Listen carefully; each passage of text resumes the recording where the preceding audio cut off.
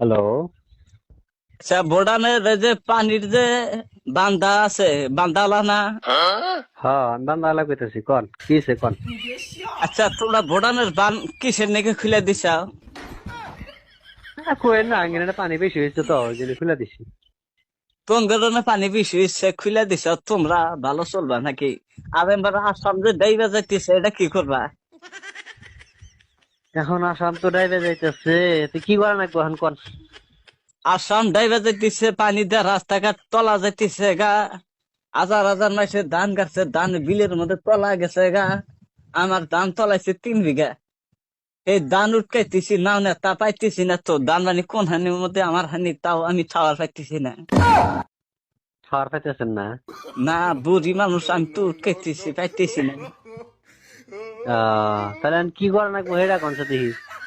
পানি কমাও, আজকে দিনের মধ্যে পানি কমা দাও, ফুকা দাও একবার। পানি খাওয়ার নাকবো? পানি কমান লাগবো। তাহলে আমি এক কাম করি, কি করবা? হেলিকপ্টারের মধ্যে 10টা শ্যালো মেশিন উড়া দে দিয়া পায়ের তল মেঘ ডাবা আর পানি ব্যাখ্যা হেলিকপ্টারের মধ্যে নিয়ে নেই না? না গো, তোমার কথা শুনু ফেলে ভালো লাগতেছে না। এই যে কে গো বেটা, হ্যাঁ কোন গো? ভালোবাসার মতো সুইচ বন্ধ করো, ভোডারের সুইচ বন্ধ করো, আর পানি এন থেকে কিবা করে কমাবা, কিটা কমাবা। আজকে দিনের মধ্যে কমান লাগবো। আমি তো করলামই যে আমি মেশিন নাগা দিল মানে হেলিকপ্টারে 10টা মেশিন নাগা পানি যাই না, হেলিকপ্টার মধ্যে ঢুকা নিল আর কি। চলবো না? কিবা করে